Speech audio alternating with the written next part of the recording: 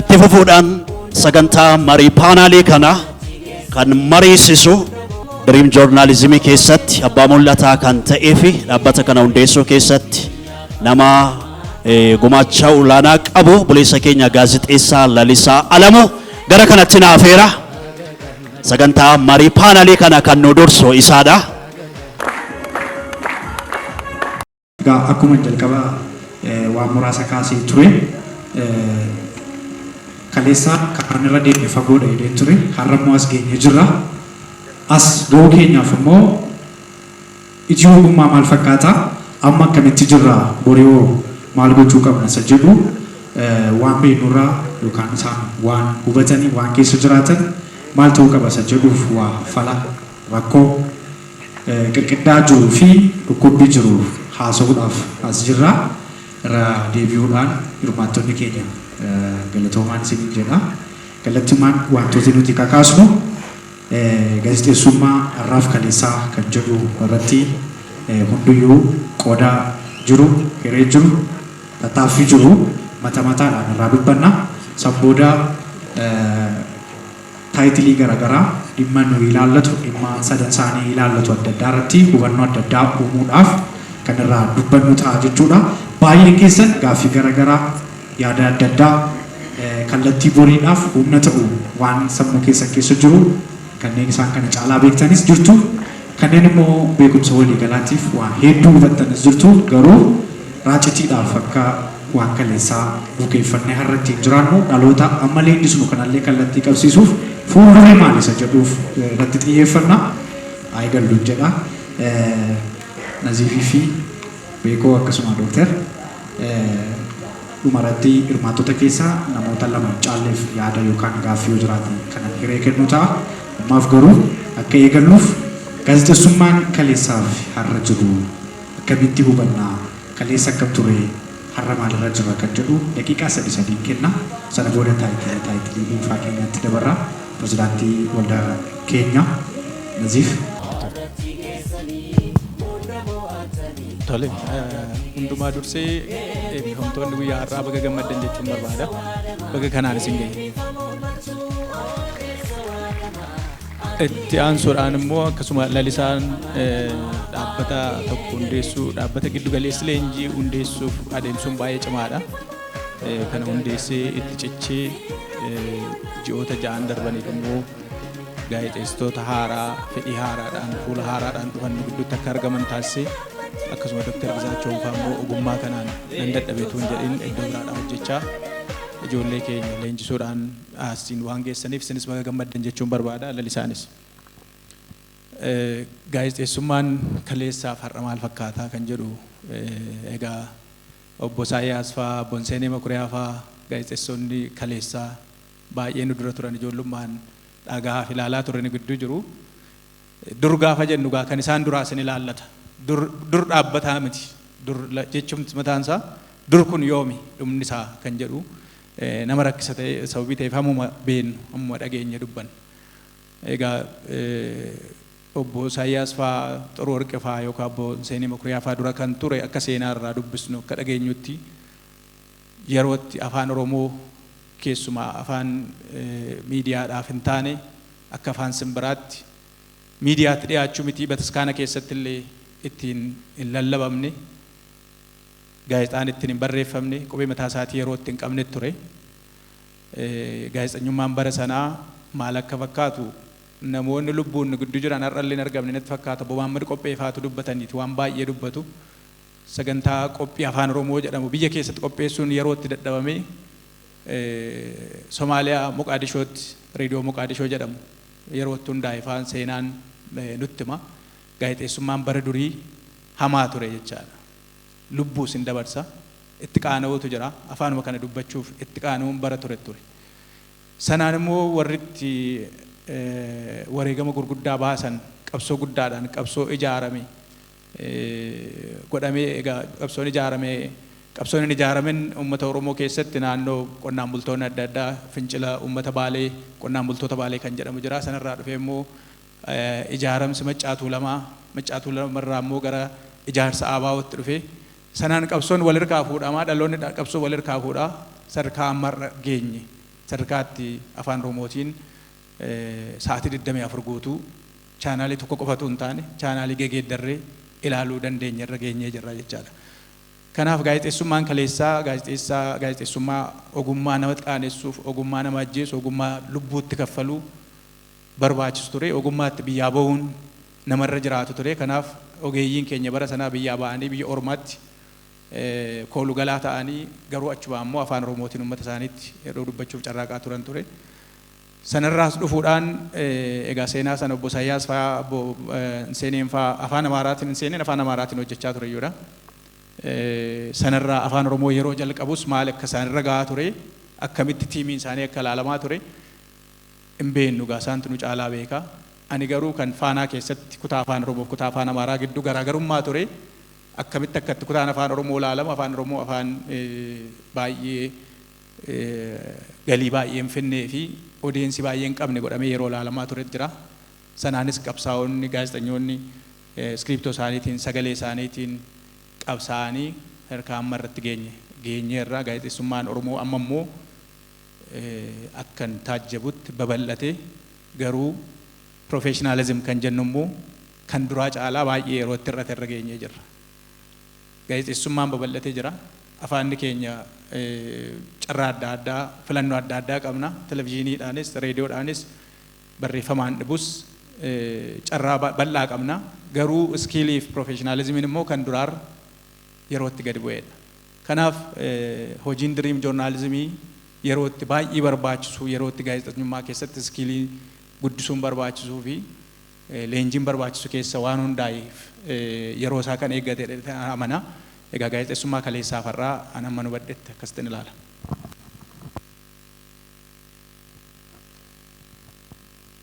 Tole.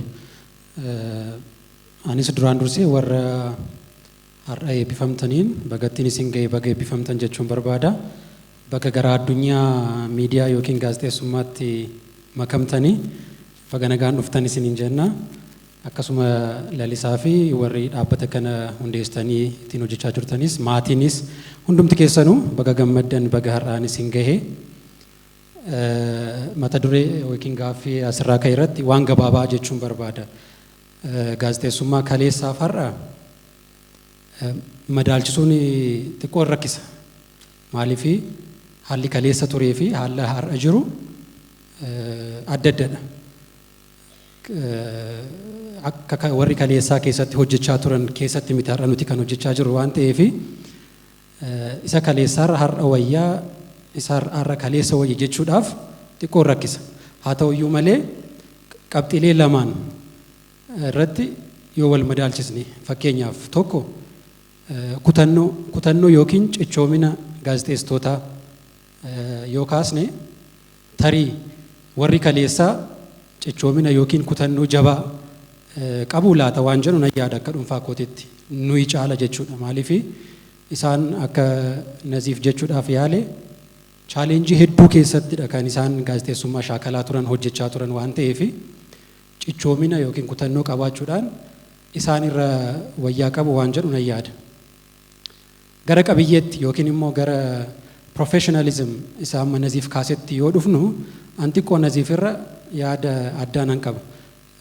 Professionalism yookiin gaazexeessummaa qabiyyee yoo laalle fooyyeen jira jedheen amanaan akka dhuunfaa kootitti. Maaliif fooyyeen kan jiru amma teeknooloojiin jira, barnoonni jira, wanti hedduu fooyyeera.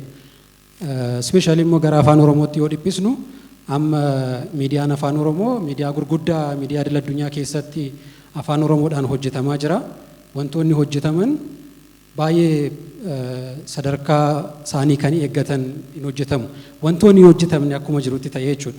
Dookumantariiwwan garaagaraa yoo laallee, fiilmii yoo laallee, waan adda addaa yoo laallee, kontentiin gaariin jira, qabiyyeen gaariin jira.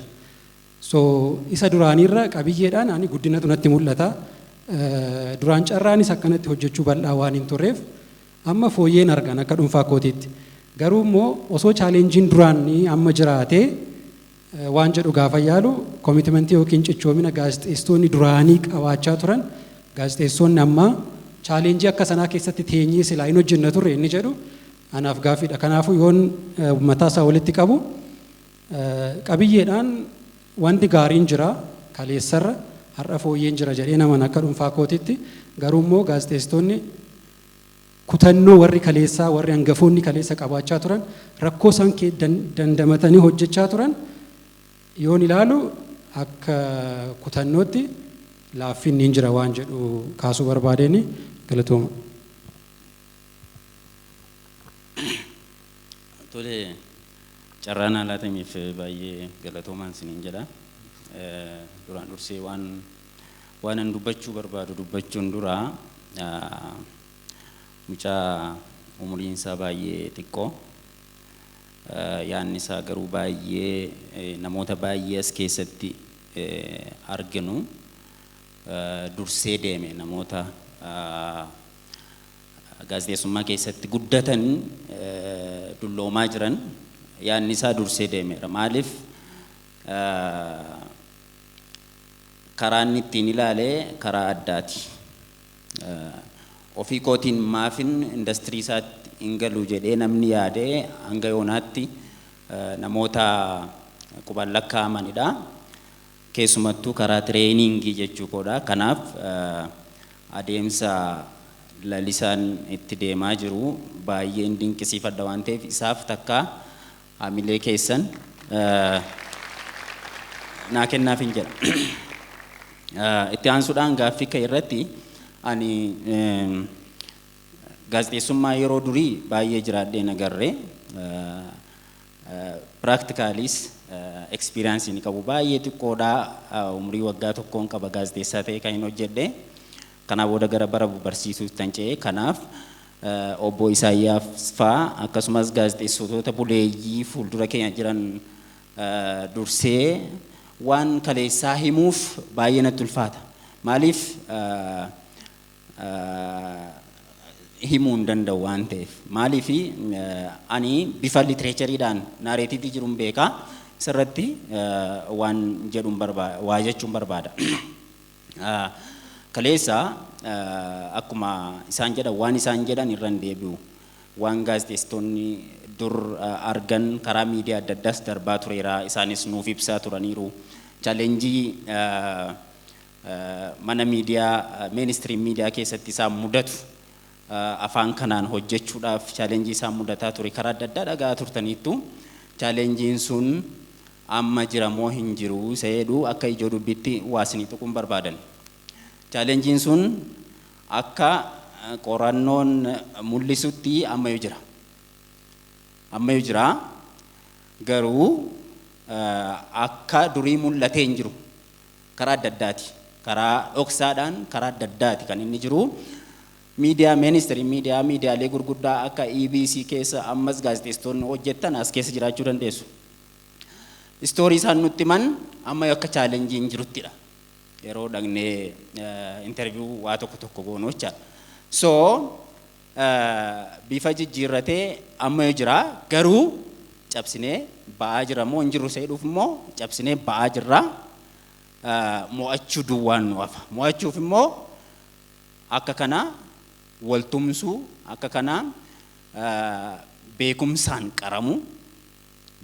qaramu waan hojjennu pilaaniidhaan hojjechuu waan hojjennu content based gochuu wanta Oromootti waan Oromoon fedhu waan hawaasa Oromoo bal'aa kanatti gurgurachuu dandeenyu irratti sirnaan yoo hojjenne maal arganna sappoortii arganna uummata keenya irraa.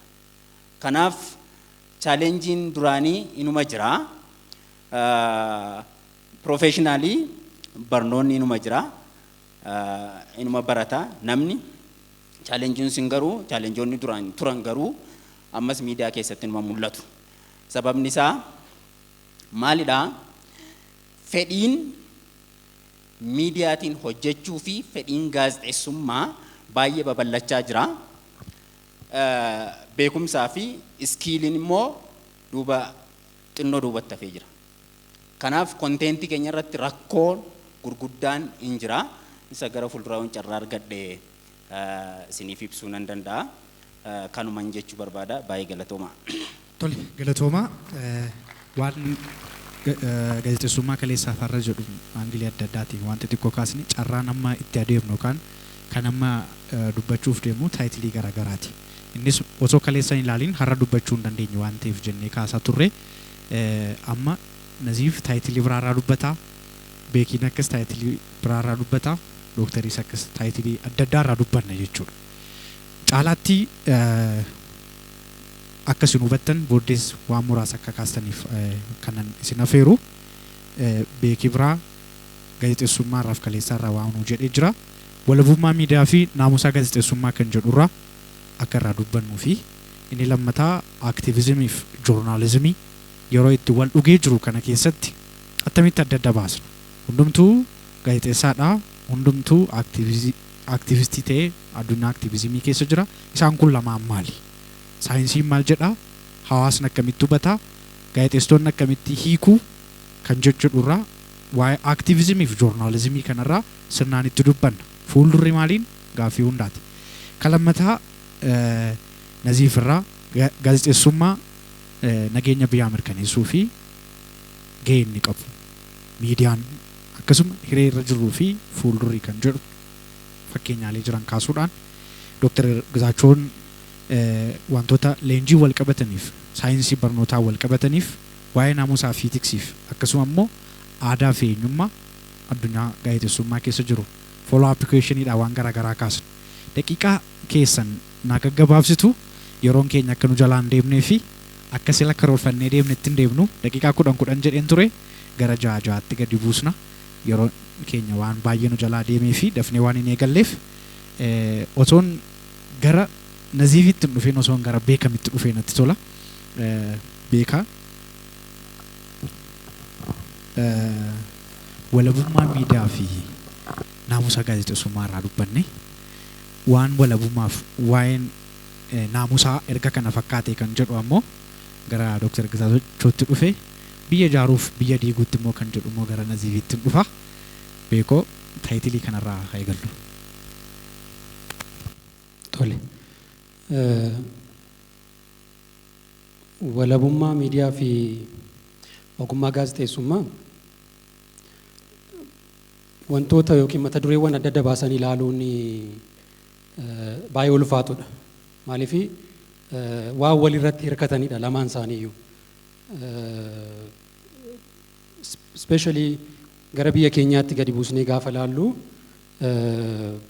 Itoophiyaan akkuma beektan oduus waan adda addaa yoo dhageessanii in hamatamti baay'ee waan walabummaa miidiyaatiin. Fakkeenyaaf akka fakkeenyaatti yoon isinii kaase dhaabbanni CPJ jedhamu kan mirga gaazexeessitootaatiif falmu Afrikaa keessatti biyyoota Sab-Sahaaraan Afrikaa yookiin biyyoota Afrikaa Saharaa gadii gaazexeessitoota hidhan keessaa Ijiptii fi Eertiraatti aantee Itoophiyaan biyya sadaffaadha jedheetu dhiyoo kana ibsa baase. So wantoota akkanaatu dhageenya maqaa biyya keenyaa gaafa qabu waan walabummaa miidiyaatiin wal qabatee akka Itoophiyaa keessa walabummaa miidiyaa akka hin jirre biyya gaazexeessitoonni keessatti hidhamanii biyya firiidamiin pireesii keessa hin jirre akka kanatti ilaalama. Kuni waan mataa isaatiin irra deebi'amee qorannoo mataa isaa barbaadudha. Ani garuu akka nama gaazexeessaa tokkootti gaazexeessaa biyya kana keessatti hojjetu tokkootti keessaayyuu immoo miidiyaa critical reporting kan jennu yookiin qeequmsa fi waan akkanaa gabaasawwan akkanaa hojjetu miidiyaa akkasiirran hojjedha. So ofii kooti miidiyaa akkasiirra toon hojjedhu biyya kana keessa walabummaan miidiyaa hin jiru yoon jedhe sobuu ta'a jechuudha. Kanaafuu rakkoon jiru maayinni an akka goote kan yaadu gara ogummaa gaazexeessummaatti nu geessaa jechuudha. So professionalismiitu rakkoo qaba. Professionalismiin gaafa rakkoo qabaatu immoo walabummaan miidiyaa jiraachuun baay'ee rakkisaadha. Kanaafuu gaazexeessaan tokko professional ta'e yookiin akka ogummaansaa isa ajajutti eegee yoo hojjete rakkoo waan jiru natti hin fakkaatu.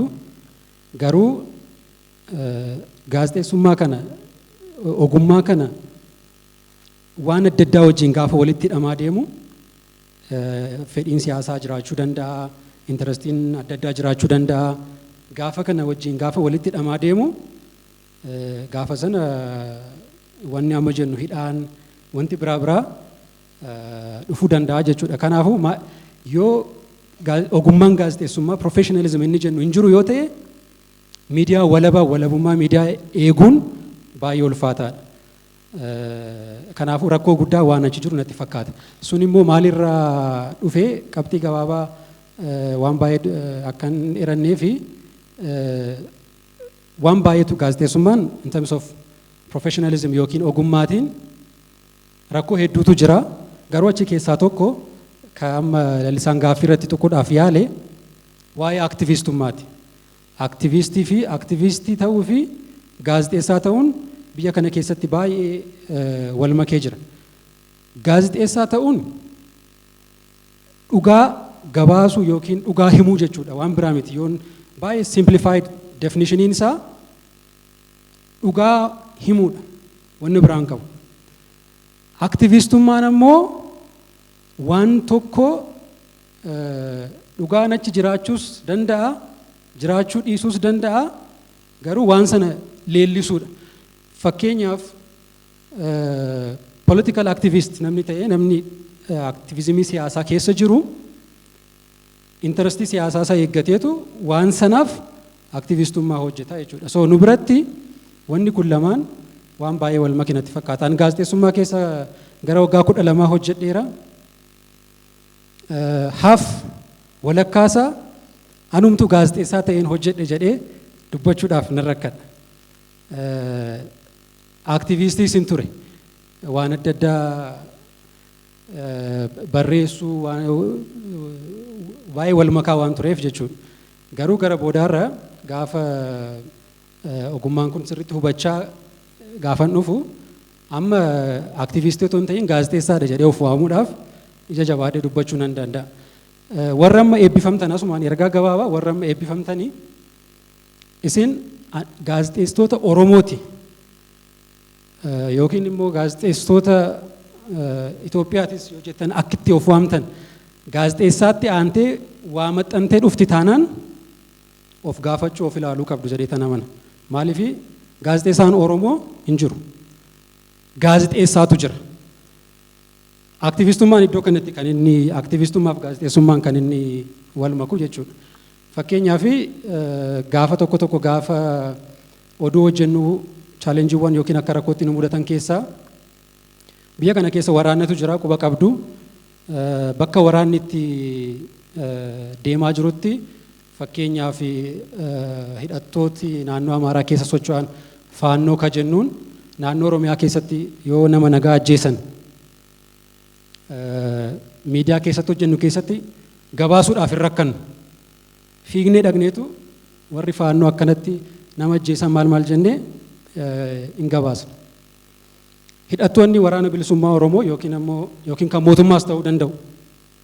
Gaafa nama ajjeesan yookiin badii tokko gaafa raawwatan duubatti of qabna taanaan bakka sanatti of ilaaluun jira jechuudha. So xiqqoo aantummaan keessan dhugaarraa duubatti sin harkisa yoo ta'e Oromummaan keessa yookiin amantaadhaaf aantummaan qabdan yookiin whatever waamuu dandeessu. Suni gaazexeessummaarraa xiqqoo ishii duubatti sin harkisa yoo ta'e dhugaarraa duubatti sin harkisa yoo ta'e sini gaazexeessummaa fi aktiivizimii isa jennu sana gidduu sanarra jirtu jechuudha. Kanaafuu gaazexeessaan firoomni isaa yookiin wanti inni dursa kennuufi qabu inni jalqabaa dhugaadha. Dhugaa qofa barbaadanii hojjechuu achi booda inni biraa waa'ee environmentii, waa'ee mirga dubartootaa, waa'ee siyaasaa, waa'ee ikoonomii maal kana dhimmamtanii waa'ee isaa haasa'uu, gabaasuu, dubbachuu maal gara aktiivizimiitti nu geessuu danda'a jechuudha. So baalaansii kana eegnee dhugaadhaaf qofa dursa kenninee hin hojjenna yoo ta'e nuti gaazexeessitootadha. Professional of jennee of waamuu dandeenya. Gaafa sana probably walabummaa miidiyaa inni jennus eegamuu danda'a haga nuti professionii keenya eegnetti. Gaafa nuti garuu professionii keenya keessaa baanee aktivistii siyaasaa gaafa ta'e deemnu aktivistii waan biraa gaafa taanu intarastii mootummaattis, intarastii dhaabbata biraattis, waan biraa biraattis deemaa bu'aa deemna waan ta'eef dhiibbaan biraa jiraachuu danda'a. Gaafa sana walabummaan miidiyaa hin jiru jennee dubbachuu dandeenya. Kanaafuu qabxiin ijoon professionalizimiidha. Isarratti fuulleffannee hojjechuu qabna yaa jedhu kaasuu banii waan dhiirri sanatti fakkaata na of kalcha galatu. Gaaffii koo booda na gaafatta maaliif waan ta'e tuqee darbuun barbaada sirratti waan ta'eef waan inni jedhe irratti sin bakka jirtan of barbaada jechuun isaa sirriidha. Bakka jirtan arrayoo of barbaada yookaan aktiivistii ta'uu barbaaddu moo gaazexeessaa ta'uu barbaaddu seedhu wal makaadha. Wal makaan gaaruma qabaachuu dhiisuu danda'a. Tokkotti cituun baay'ee gaariidha. Walumaa galatti aktiivistimii fi joornaalizimiin goolii isaanii irratti isaan adda ta'an. Gooliin gaazexeessummaa yookaan gaazexeessaa tokko informi gochuudha. Odeeffannoo kennuudha. Wherever the truth, investigate and tell them. Garuu aktiivizimiin dinagdee irrattis haa ta'u, siyaasa irrattis haa ta'u, environmental activismis haa ta'u, waan fedhe irratti haa ta'u goolii mataasaa qaba. It is to influence the people. Ani garuu akka gaazexeessaatti yeroon dhugaa himu namni odeeffannoo koo fudhachee dhaggeeffachuu dhiisee I don't care. Odeeffannoo himuudhaan I don't care maaliif hin jedhe carelessii ta'uu koo miti akkas jechuun ko.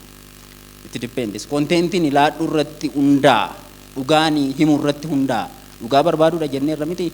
Dhugaa sana otoo asii fachi hin saaqiin dhugaan sun garuu amma dhumaatti penetrate goonee uummataaf fiduu dandeenya taanaan sababatti miidiyaan keenya successful hin taaneef hin qabu. Aktiivizimiidha taanaan immoo jabaannee cimnee filosoofikaalii cimuu danda'uu qabna, politikaalii cimuu danda'uu qabna, beekumsa dinagdeedhaan cimuu danda'uu qabna, beekumsa karaa adda addaas cimuu danda'uu qabna. We have to influence. Maaliif public attitude win gochuudha waan ta'eef waan hojiin keenya jechuudha. So kanarratti adda ba'uu wantoota kana lamaan adda baasanii deemuun maaliif success keessanii warra media industry galtanii jirtaniif success keessanii baay'ee murteessaadha. Asiifachi jechuun tariitii identity keessan of ijaaruu keessatti image keessan build gochuu keessatti baay'ee rakkoo waan qabuuf adda baasanii deemuun baay'ee barbaachisaadha jedhee yaada. Haala kanaan hubachuun gaariidha. Gaaffii kee xiqqoo akka gabaabsitu yeroo keenyaaf akka dhimma itti baanuu fi aktiivizimii fi joornaalizimiin akkas erga jennee waa'ee naamusaaf gaazexeessummaa akkas erga jennee gaazexeessaan tokko gahaa ta'uudhaaf naamusa eeguudhaaf akkasuma ga'umsi isaa maal akkamitti leenjifama jalqabbii irratti ga'umsi gaazexeessaa maaliin ilaalama naamusa eeguun isa ta'u eegsisuun isa ta'u kanarraati addunyaa barsiistan keessatti addunyaa leenjistan keessatti saayinsiin maal jedha naamusa eeguufis waan ammaa kana adda adda baasee beekuufis. Tole gaaffii baay'ee bareedaadha. Gaazexeessaan tokko gaazexeessaa jedhamuu fi tokko iskiilii isaa qabaachuu qaba. Iskiiliin jiraachuu mala. Lammaffaa iskiilii isaa qabu sana iskiilii gaazexeessummaa qabu sana beekumsaan yookaan tireeningiidhaan jabeeffachuu danda'uu qaba. Maaliif gaazexeessummaan odeeffannoo namarraa fuudhanii namatti dabarsuu miti baay'ee. Gaazexeessummaan beekumsa dinagdee irratti hojjettoo ta'e beekumsa dinagdee sirriitti qabaachuu danda'uu qabda. So kanaaf basic training qabaachuu qabda jechaadha sanarratti. Siyaasa qeequu barbaaddoo ta'e akka gaazexeessaatti gaazexeessaa siyaasaa ta'uu barbaaddoo ta'e beekumsi siyaasaa baay'ee barbaachisaadha. Entertain gochuu barbaaddoo ta'e filosoofii entertainmentii sirriitti aartii sirriitti qorachuu danda'uu qabda. Haala kanaan sirriitti of dubbisuu danda'u kitaabota basic training formal training yoo hafeeyyuu ammam keenyatu waan hojjechuuf jennu waan fuuldura hojjechuuf jennu dursinee nama tokko yoo fakkeenyaaf keessummaa tokko gara miidiyaa keenyaatti waammannee dhimma dinagdee irratti isaan gaafanna yoo ta'e dhimma sana irratti ammam gadi fageenyaan ofii keenya beekumsa qabna.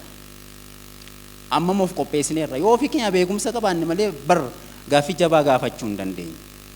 Kanaaf barnoonni yookaan dubbisuun beekumsaan of qopheessuun baay'ee barbaachisaadha jechaadha. Kun tokko. Lammaffaa gara itiksii.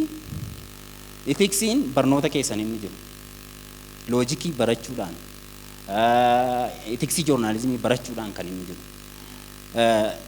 Dhiifama naa godhaatee kana dubbachuu koodhaa fi namoonni baay'een akkasumattiin barnoota formaalii utuu hin fudhatiin hojii gaazexeessummaatti galanii successful ta'an jiru baay'ee. So short term training sin jira karaa adda addaa beekumsa kana horatanii jiru. Inta at the end of the day gar yeroo hundaa gaazexeessaan yeroo hundaa milkaa'u. Maaliif yeroo hundaa milkaa'u? Namoota adda addaadhaan inni qunnamaa deema. Namoota fedhii addaa qabanaan inni qunnamu yeroo guyyaa guyyaatti kan inni gaafatu gaaffii inni dhiyeessu namoota chaalenjisa godhaniidhaan gaazexeessaa mudachuu danda'u. So akka barreetti jiraachuun guyyaa tokko chaalenjii nutti fiduu danda'a jechaadha. Nama baay'ee cimaa akkasumas nama baay'ee influence nu gochuu barbaadu fedhii addaasaa keessa miidiyaatti dabarfachuu barbaadu kan kanatti barbaadu dhiisee namoonni akkasii nu qannamuu danda'a. So we have to learn the behavior of people. Behaviorii namaa sirriitti amala bakka inni oolu siyaasan even background isaa sirriitti qorachuun kitaaba inni dubbisu sirriitti qorachuun hiriyaasaa dura background researchiin baay'ee barbaachisaadha successful ta'uudhaaf jechaadha. Keessumaa warra talk show ardi talkii waan akkasii irratti dhiyeessaa jirtaniif wantoonni akkasii challenge akkasii sun mudatu. Maaliif wantoonni achirratti rakkoon nu mudatu hundumtuu beekumsaan deebisuudhaa fi itiksii isaa sirriitti hubachuu danda'uu qabna. Isaaniin barsiisuu hubachiisuu danda'uu qabna. Isaan caallee argamuu danda'uu qabna. Isaaniin caallee sirna gaazexeessummaa yoo gastii fayyuma nu lolu nu eekamu dhufa yoo ta'e itti himuu danda'uu qabna. Sirnadha kun sirna gaazexeessummaadha. Miidiyaa irra jirraa jennee seera gaazexeessummaa yeroo dhufu ani inni inform gochuu dhufe publikii ta'uusaa interestii mataa akka keessaa hin qabne sirriitti itti ibsuudhaan itiksii kana sirriitti hubachuu kana hubachuuf immoo sirriitti ofii keenya gadi qabnee dubbisuu fi beekumsa isaa horachuun baay'ee barbaachisaadha yaada. Irree sitti deebi'uu dhabuun danda'a waan ta'eef asumaan si fixadha. Yoon sitti deebi'e yeroo tokko qofa. Addunyaa kanarratti miidiyaan mootummaa arfaffaadha jenna. Mootummaa arfaffaa waggaa jennu waan baay'eedhaan ibsuu dandeenya. Nuti miidiyaa akka mootummaa arfaffaatti dhimma itti ba'aa jirra jettee yaaddaa? Saayinsiidhaanis haa ta'u kaa'ama dubbatte gama naamusaaf gaazexeessummaadhaanis haa ta'u waan amma beekiinis kaasu atis kaasaa oolte booda kan naziif kaasullee danda'a isallee nu banne garuu addatti mootummaa arfaffaa waggaa jennu dhimma itti ba'aa jirra. Akkamitti yoo dhimma itti baana? Baay'ee gaariidha. Akka mootummaa arfaffaatti so the fourth state maaldhaa guddinni siyaasa dinagdee nu irra geenye jirru oomaan jedhu gaariidha garuu chaalenjiin jira ammayyuu chaalenjiin jira. Maaltu jira nu bira bilisummaan hin jiru jechuu hin danda'u otuun bilisummaa argadhee isinitti haasaa jiru jedhee obboleessi koo beekaan sirriidha bilisummaa arganne sanatti sirriitti fayyadamaa jirra nuti. Maalan hubachaa jiranii gaazexeessitoota maraa irraayyuu sodaa cabsanii ba'uu dadhabuun hubachaa jira. Gaazexeessaan of laatu taanaan sodaa hin cabsu taanaan sodaa jiru influence gochuu hin danda'u taanaan akkamittiin akka fourth state'itti akka qaama mootummaa tokkootti hawaasa kana sirna hawaasa dinagdee kana guddisuu keessatti shoora isaa ba'uu danda'a. Sodaa guddaa jiru kana cabsuu danda'uu qabna.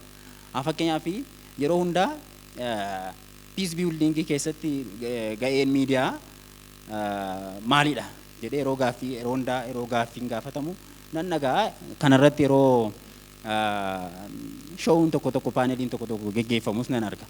So are we ready? Nuti waa'ee peace journalismii dubbachuudhaaf qophaa'uudha. Maaliif yeroo waa'ee peace odeessinu waa'ee nageenya dhabuu kaasuun hinafu. Mootummaan immoo ishee sana maaliif ija qalbiidhaan ilaaluu barbaada? Maaliif miidiyaan akkuma nagaa fiduu danda'u nagaas nu dhabsiisuu danda'a. Ani mootummaan ija qalbiidhaan kana ilaaluu danda'uu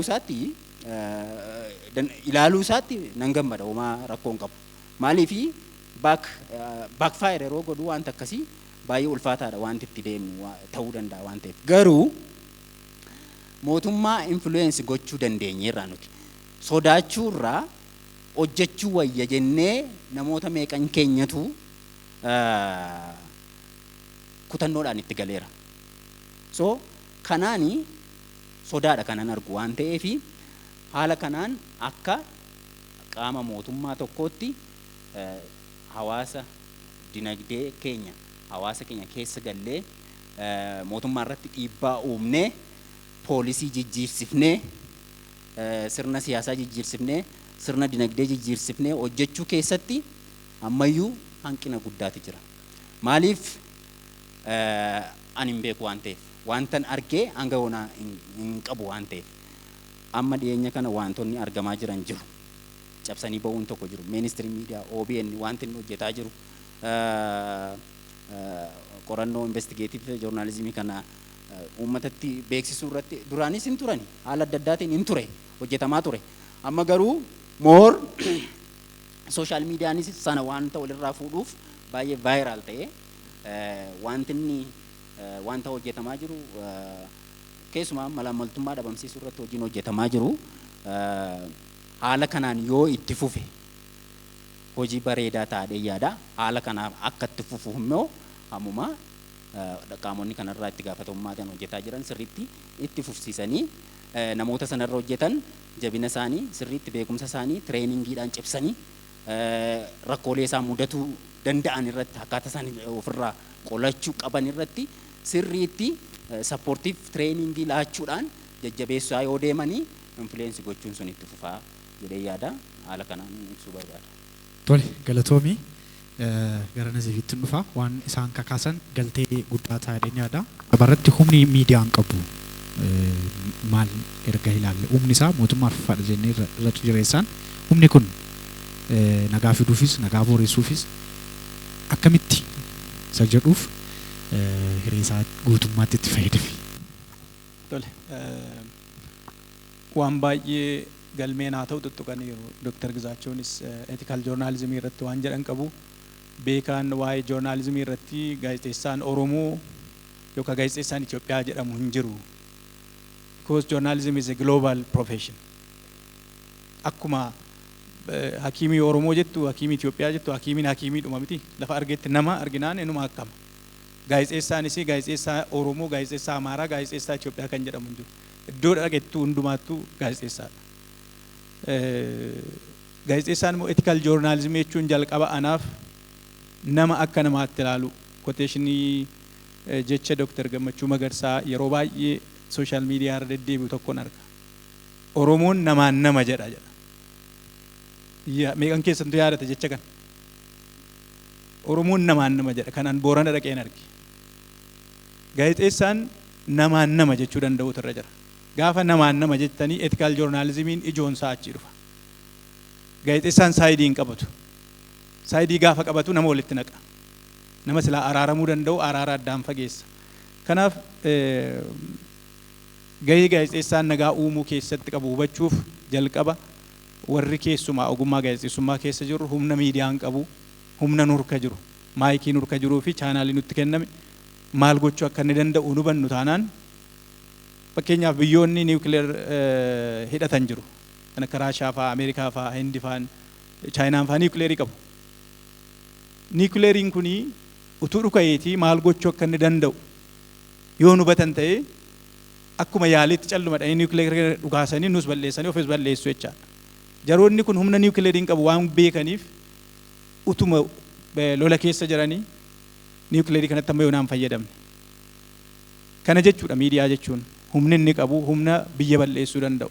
Wanti nurka jiru humni inni qabu hammam akka ga'u hin beeknu taanaan garmalee itti fayyadamnaa jechaadha. Garmalee itti fayyadamnaan immoo ofis hin balleessina, biyyas hin balleessina. Kanaaf hojiin gaazexeessaa inni tokko nagaa uumuu keessatti gaafa keessumaa gabaasa bakka walitti bu'iinsi jirutti gabaasa gaafa deemnu garee qabachuu dhiisu. Loogii jechaadha.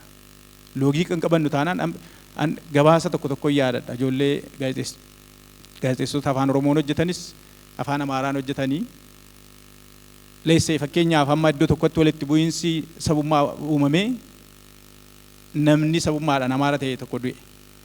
gaazexeessaan Amaaraa haganaatu du'e jedhee gabaasa taanaan Amaara kakaasaa jira jechuudha. Saayidii qabateera. Achuma gaafa jalqabu namaan nama jechuu qaba kan hin jedheef namatu du'e malee sabatu du'e miti. Oromoon tariiti miidhameera ta'a. Sabummaadhaan namni Oromummaa qabu iddoo ta'etti miidhameera ta'a. Oromoo haganaatu du'e jennee gabaasna taanaan asumarraa garee qabanneerra jechaadha. Loogii keenya eessa dhaabannee gabaasaa jirra. Nuti gaazexeessaa otoo hin taane akka sila jedhame aktiivistii taanaa jechaadha. Saayidii qabanneetu saba kooti isa jennuun kan kooti jennee Orma isa jennuun diina isa jennuun immoo gara kan biraa keenyeetu gabaasna. Gabaasni sun maal gochuu danda'a kan jedhu Oromoo naannoo biraa jiran nama aarsa. Namni waliin jiraata. Kanaaf isa ollaasaa jiru isin bakka biraatti nu ajjeesaa jirtu jedha. Asumaan diina walitti ta'a jecha namni waliin jiraachaa jiru. Kanaaf lola uumnaa jecha namoota nagaadhaan jiraachaa jiran gidduutti lola uumna. Gabaasni nuti gabaasuudhaan dhugaa gabaasuudha. Namni du'uu isaati dhugaa guddaan. Sababni namni du'eef maaliif walitti bu'iinsa jira. Walitti bu'iinsuun maaliin uumamee maal kan jedhu qorannoo barbaada. Kun hojii gaazexeessaa miti. Gaazexeessaan dhugaa jiru dhugaa achitti uumame gabaasuudhaa fi dhugaa sanaaf immoo falli jiraachuu isaa gabaasuutu irra jira. Malee sabummaadhaan nama waamnee keessumaa biyya kana keessatti wanti uumamu kana waan ta'eef ijoo kana kaasuu barbaada. Addunyaan amma keessa jirru addunyaan nagaan dhibeedha. Nagaan iddoo hundumaatti baay'ee maal jennaa leegjarii materiyaal ta'eera. Iddoo hundumaa nagaan garuu kan biyya keenyaa immoo tokkoffaa nu ilaallata keessa jiraanna. Lammaffaa immoo baay'een isaa utuu irratti hojjetame waan furamuu danda'udha. Kanaaf immoo akkam furamne kan gochaa jiru baay'ee isaa walabummaa miidiyaa kan jenne sila kaasne gahee mataa isaatii qaba. Walabummaa miidiyaa kan jennu al tokko biyya kana keessatti namni mirga isaa malee dirqama isaa ilaaluu hin barbaadu. Gaazexeessaan tokko gaafa maayikii qabatu waan humna qabu akka niwukileerii humna qabutu harka jira jenneerra mirga qaba. Mirga hojii hojjechuu freedom of speech kan jennu press freedomiitu sana kenneefi press freedomiin kun immoo responsibility mataa isaatii immoo qabatee dhufa. Equal important. Responsibilitiin gaazexeessaa tokko irra jiru freedomii inni qabu wajjin waluma qixa. Wanti inni afaan isaatii baasu yookaan wanti inni qubeessaa isaatiin iskiripsoo isaatiin barreessu akkuma mirga barreessuu qabu itti gaafatamummaa waan barreesseef immoo fudhachuu qaba jechaadha. Ethical journalismiin hordofu taanaan, principally journalismiin hordofu taanaan waan inni hojjetu biyya irratti, uummata isaa irratti, naannoo isaa irratti waan fidu hin hubatu taanaan responsibility sana beekuu danda'u. Mirga keenya qofa miti. Mana kana keessatti mirga ka'ee iyyuu nan qaba. Garuu obbolaan koo immoo mirga jeeqamuu dhiisuu qabu. Kan understand gochuu danda'u nurra jira. Mirga iyyuu koo qofan qaba jedha taanaan mirga kan isaa tuqeeraa jechaadha. Iyyuun koo mirga haa ta'u inni immoo jeeqamuu dhabuudhaaf nagaan jiraachuuf mirga qaba. Kun responsibility dha jechaadha.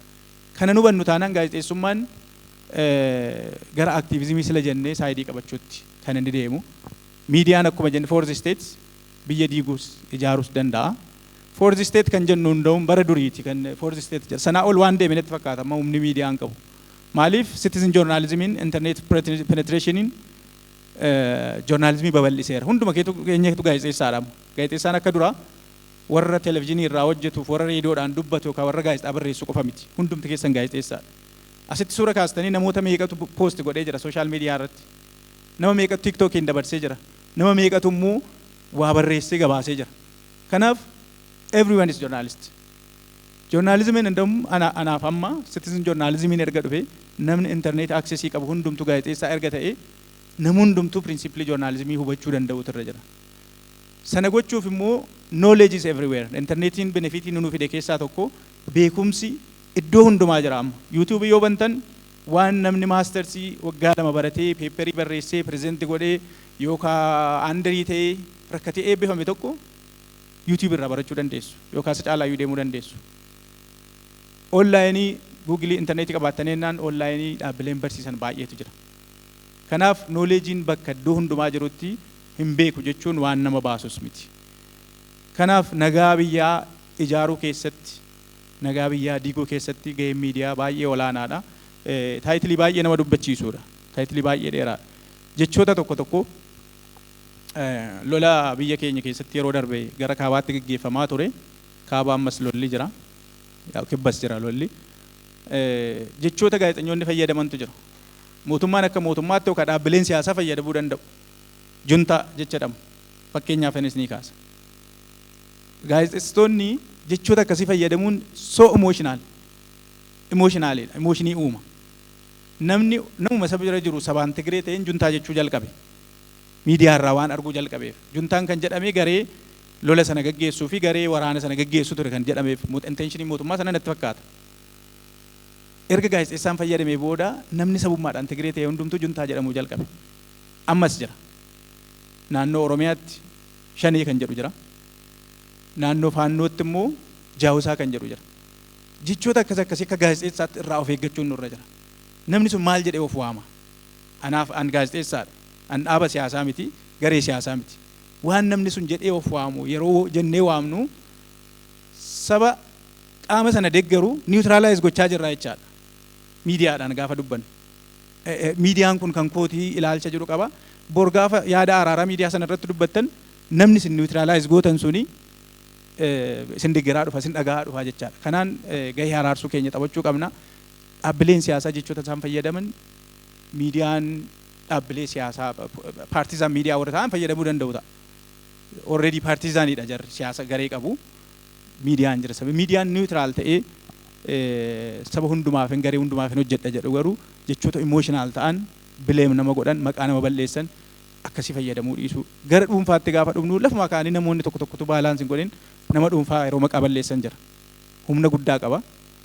Namni sun jiraachuu hin danda'u saba keessa. Ollaa isaa keessa jiraachuu hin danda'u. Kanaaf miidiyaan nama dhuunfaarraa kaasee hanga biyya walitti buusutti waan reediyoon Ruwaandaa godhe yaadattu baay'een keessan jedhee yaadadha. Reediyoo tokko kan lola sana keessatti gahee guddaa kan taphate. Maal jedhanii waamanii jalqabaa saba garee keenya miti jedhee yaadeen reediyoon suni kookroach jechuun bararii jennaan nuti iddoo biraatti waan bijjettan hin beeku. Bararoo jedhuun iddoo tokkotti afaan Amaaraatiin natti fakkaata. Namummaa isaanii gadi buusee jecha dihumanize godhe jalqaba. Bararoo yeroo argitan irra jettanii ajjeestu miti. Kanaaf nama sana jalqaba namummaa isaa irraa molqitanii ittu jechaadha bararoo gaafa jettan. Juntaa gaafa jettanii namummaa isaa irraa molqitanii ittu juntaadha. Argitanii innaan ajjeesuun akka waan mirga ta'eetti kan ilaalamu. Waraanaaf hin fayyada. Loltuudha ajjeesuu dhaqe sababii ta'eef. Gaazexeessaadhaaf garuu akka namaatti nama jedhee kabajee pirinsipilii joornaalizimii eegee hojjechuu qabxiilee baay'eetu jira. Garuu guyyaa eebbaati sababii ta'eef yaada dhedheeraa kaasuun waan hin danda'amneef isuma kanarratti dubbachuun barbaade. Dr. Daqiiqaa tokko qofa sii kenna. Daqiiqaan tokko siif kennu irra jireessaa waan dubbannu waan boriiti. Innis yeroo baay'ee kaarikulamii barnoota gaazexeessummaadhaan wal qabatuun biyya kana keessatti isa ta'u iddoo adda addaatti waanuma kaarikulamii warri adiitti fayyadaman yookaan dhimma itti ba'aniin Itoophiyaanis haa ta'u gaazexeessitoonni keenya warri ogummaa joornaalizimii baratan saayinsii sana baratanii bahu. Loojikiidhaanis tiyooriidhaanis. Gaafa ba'an waanuma baratan tiyoorii baratan sana hawaasa keessa jiraanitti piraaktisii gochuun hin danqabu. Kanaaf maaltu sitti mul'ata tokko ta'e wayya jetta. Tole gaaffii gaariidha. Gaaffiin kun iddoo hundatti ka'a. Qorattoota miidiyaa biratti yeroo hunda hin ka'a. Garuu hanga yoonaa falan arganne. Maaliifi kaarikulamii koppii godhamedha kan hordofamu. Kaarikulamii koppii godhame hordofamuun rakkoo hin qabu baay'ee. Maalidha? Saayinsiidha waan ta'eef. Nuti gaazexeessummaa akka aartiittis akka saayinsiittis ilaalla. Maaliif akka aartiitti iskiilonni aartii tokkorraa barbaadan gaazexeessummaafis waan barbaadamaniif. Akka saayinsiittis beekumsi saayinsii hawaasaa gaazexeessaa tokkoof waan barbaachisuuf beekumsoota kan ammoo fiildota adda addaa koorsota adda addaa walitti qabeeti kan inni barsiisaa jiru. So interdisciplinary akka ta'uuf jechuudha. Karaa kana rakkoon hin jiru. Rakkoon jiru koppii godhamuunsaa akkuma jirutti ta'e gara biyya keenyaatti fiduu dadhabuun adeemsa umurii qorannoo sadarkaa yuunivarsiitiitti waggaa 25 qofadha amma kan lakkoofsee jira. Erga sadarkaa yuunivarsiitiitti gaazexeessummaan barsiifamuu jalqabee wanti amma irra geenye oomaan jedhu gaariidha jedheen fudhadha. Garuu contextualize gochuu dandeenye irraa inni jedhu baay'ee hafa. Maalidha?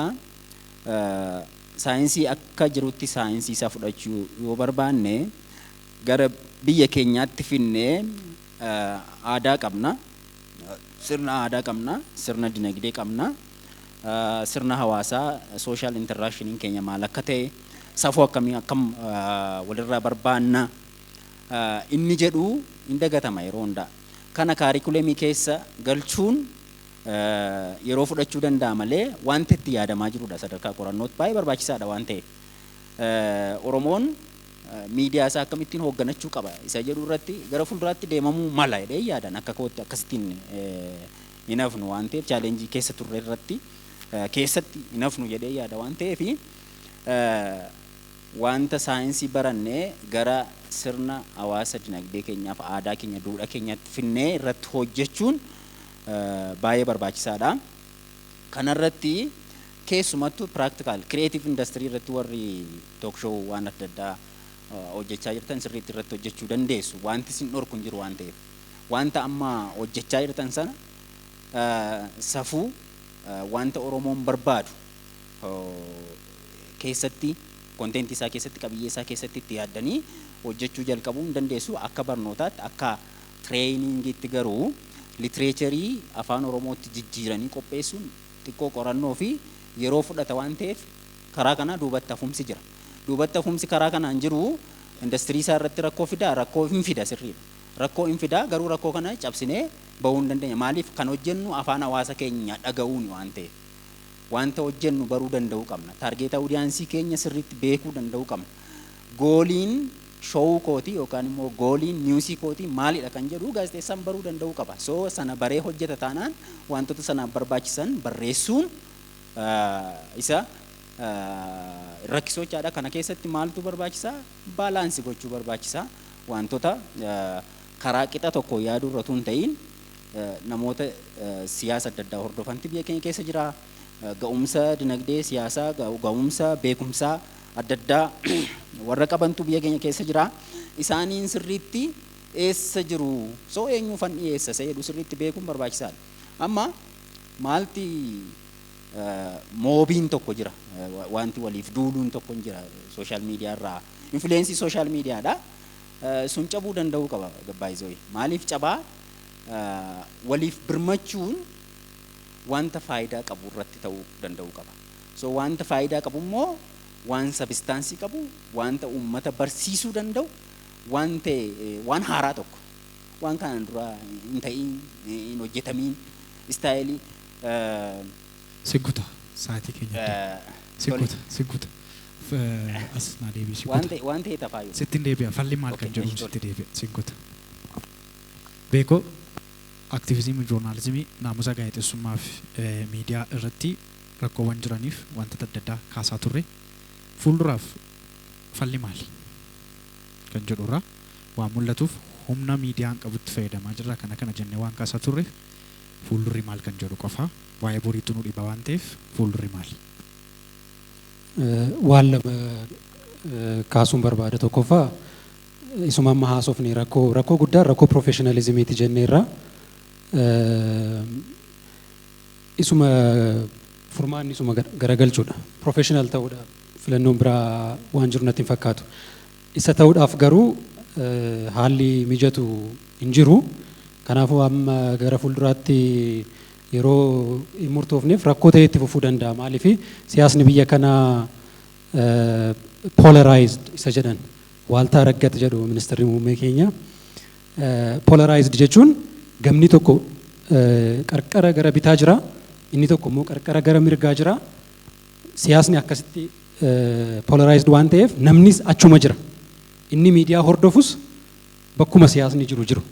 Kanaafuu niwutiraal ta'ee gidduutti yoo ati niwutiraal ta'een waan niwutiraal ta'een hojjette namni inni kaan achi qarqara bitaa inni kaan mirga jira. Ati niwutiraaliin ta'a gaazexeessaan ta'a hojjette namni si dhaggeeffatu hin jiru. Hin argattu jechuudha walakkaa kanatti nama waan ta'eef suni chaalenjii ta'ee itti fufa gara fuulduraatti iyyuu. Haa ta'u garuu filannoon biraan jiru waan ta'eef nuti akka gaazexeessaatti we have to be professional. Namni nu dhaggeeffatu gidduu kana namni jiru xiqqaachus nama 2-3 isa nu dhaggeeffatutti professionally hojjechaa haga dandeenyetti isa qarqara bitaas isa qarqara mirgaas taa'ee dhaggeeffatu gara walakkaa kanatti fiduudhaaf carraaqii gochuudha furmaanni jiru tokko kanadha. Kan biraa teeknooloojiidha chaalenjiin gara fuulduraatti jiru. Teknooloojiin baay'ee ammayyoomaa baay'ee deemaa jira.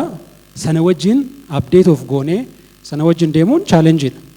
Ammoo furmaanni isaa maali yoo naan jettan ammas sanuma garagalchanii ilaaluudha. Carraa fidee dhufa teknooloojii waan ta'eef gaazexeessitoonni ispeeshaalii kan amma jaarraa kana keessa warri hojjennu warra waa hordofu otoo hin ta'in warra waa dursee deemu ta'uu qabna jedhee tajaajila. Kanaafuu deelii dubbisuu update of gochuu maal barbaada ogummaan kun waan jedhu sirriitti gaggaragalchanii ilaalanii waan sana waan yeroon barbaadu ta'anii argamuun furmaatadha jedhee tajaajila. Waan hedduun biraas wantoonni ka'uu danda'an jiraachuu mala garuu yeroo wajjin tarkaanfachuu danda'u ammoo ogummaa keenya akka ogummaatti qabannee ogummaa keenyaaf amanamoo taanee bitaaf mirgatti otoo hin harkifamin niwutiraal taanee deemuun I think furmaata jedhee yaada gabaabsuudhaaf. Aziif. Tole akka furmaataatti gaa namoonni dura dubbatan kakaasaniiru. I think rakkoo professionalismii biyya kana jiruuf tokko contributionii guddaan jedhee yaadu media literacy biyya kana jirus gadi aanaadha. Biyyoota media literacy olaanaa ta'e keessatti namni waan ilaalu filatee ilaala. Waan dubbisus filatee dubbisa. Kanaaf namni saayidii qabatuuf namni waan gaarii waan dhama qabu namatti namni gatamee hafa jechaadha. Biyya kanatti garuu nama media literacy baay'ee gadaanaa waan ta'eef hawaasni namuma dhanna nama ho'isu nama dubbate waan hordofuuf namoonni tokko tokko utuma reeffa maxxansanii utuma viidiyoo baay'ee sammuu nama dhukkubsu maxxansanii folooyerii 300 qabu telegiraamii irratti. Namicha Zamadkuun Baqqalee jedhamu tokko daaqonii tokko ni ilaala telegiraamii irratti. Wanti inni poostii godhu waan shook nama godhudha. Folooyerii gara nama 400 qaba telegiraamii irratti. So namni maaliif waan akkasii hordofattanii gaafa laaltanii emotionaliidha baay'ee. Na fayyada nam fayyaduu jedhee inni ilaallatudha. Kun immoo media literacy wajjin wal qabata. Yoo namoota folooyerii baay'ee qaban baay'ee isaanii YouTube irraas yoo laaltan namoonni waan gaggaarii dhiyeessan waan fayyadu dhiyeessan namuu galagalee isaanii ilaalu. Yoo kaaffee teessanii namoota TikTok irraa yookaan YouTube bananii ilaalan cina teessanii yoo laaltan wanti isaan ilaalan waan isin gurraan dhaga'uun barbaanne waan shook nama godhudha. So namni namoota akkasii yoo hordofuu dhiisee namoonni akkasii ofuma isaaniitiin hawaasa keessaa badaa deemu. Kanaaf professionalismiin guddachaa deema sababii ta'eef media literacy irratti gaazexeessonnis warri gaazexeessaan ta'anis mootummaanis xiyyeeffannoo guddaatti kennee media literacy irratti hojjechuun dirqama ta'a jechaadha. Hawaasa bilchaateef hawaasa filachuu danda'u waan gaggaarii filachuu danda'u hin uumnu taanaan namni nama hoyi hordofa taanaan hordofaa uummachuun immoo qarshiidha. Sanaaf qarshii sana hojjechuuf namni sana duukaa bu'aa gaazexeessitoota namni gaariinuu dhiyoo kana gaazexeessitoota miidiyaa gurguddaa keessa hojjechaa turan beekamootu ta'anii walitti haasa'u. Folooyerii dhaban TikTok irraas YouTube irraas folooyerii dhabanii waan gaggaarii hojjetu professionals. Maala goonuu jedhan. Bakka lamin afaan Amaaraatiin dubbatu lamin ጸጉር የሚያበቅል ቅባት waan akkasii jira miti waan folooyerii baay'ee namatti harkisuu danda'u yookaan waan emotional nama godhu wayi hawajjennu ne gaazexeessaa ciccimaan dur miidiyaa irratti beeknu baay'ee isaanii olaaltanii waan emotionally touch nama godhu qofa hojjechaa dhufa jechaadha. Wanta akkasii baay'ee nama fayyadu. So media literacy lammaffaan commitmentii gaazexeessummaa namnoonni gaazexeessummaa barbaannu yeroo darbe warra dream journalismii turan yeroo guyyaa tokko dhaqee wal arge dubbadheera. Gaazexeessummaa jechuun it's a call of life. Sektara sooressa nama godhu miti. Beekamaa isin gochuu danda'a. Sektara sooressa nama godhu miti. Sektara kabaja baay'ee isinii kennu miti.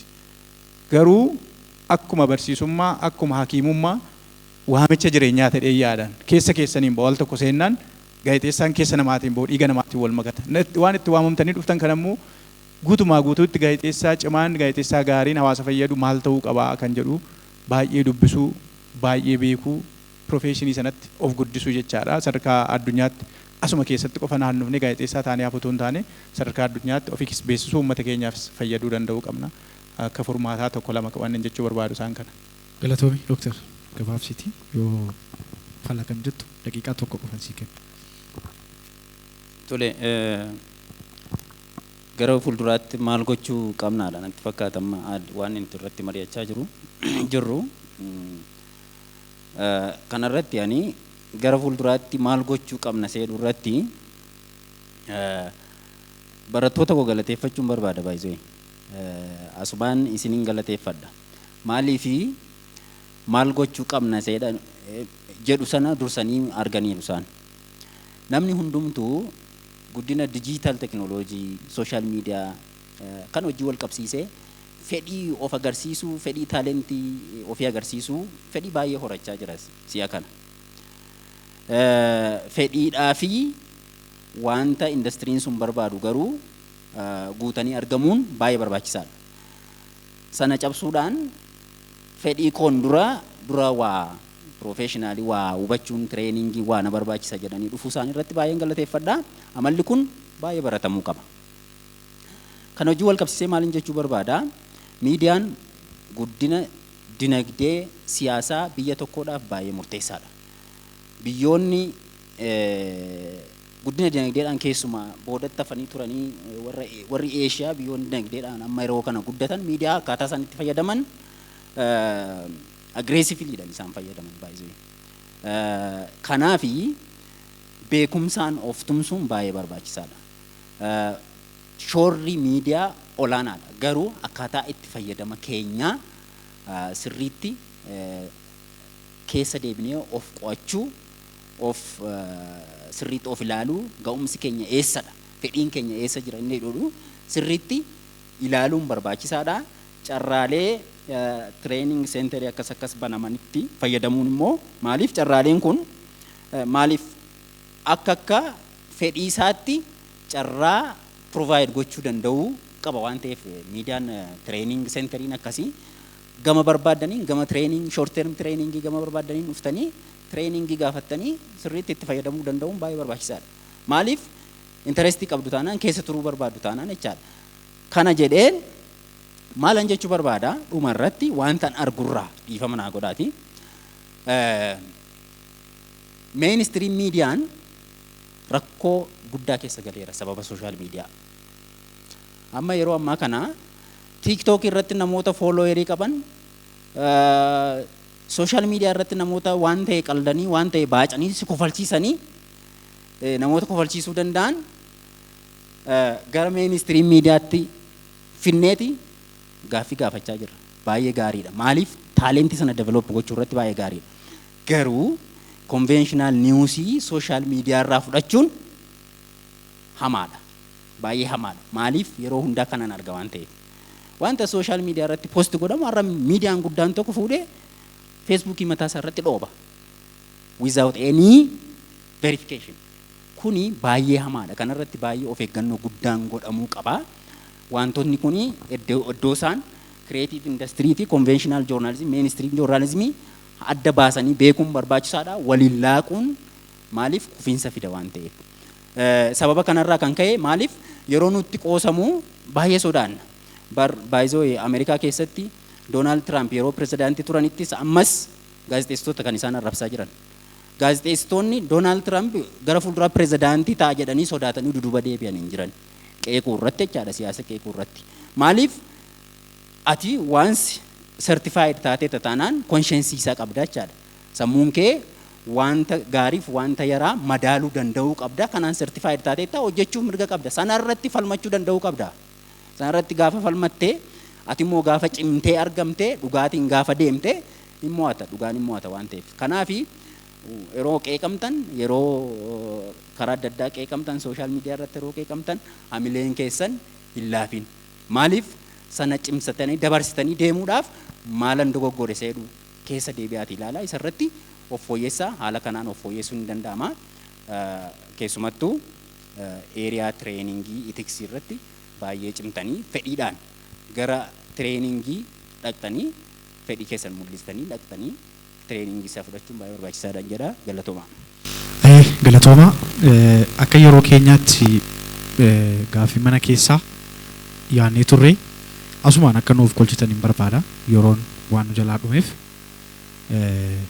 carraa isinii kennine waan kaasin irratti gaaffii yookaan yaada dabalataa kennuudhaaf warri hawwii qabdan ani guduunfine gaarii natti fakkaata. Ajandaa baay'ee hambisneerra sababa yeroodhaan hin jalqabnee fi asuma irratti guduunfina Dr. Gizaachoo Weekii Naziif hedduun isin galateeffadha. Mariin paanaalii keenya inni har'a jalqabaa irratti yaallee akka yaalitti kanuma guduunfinuun jedha.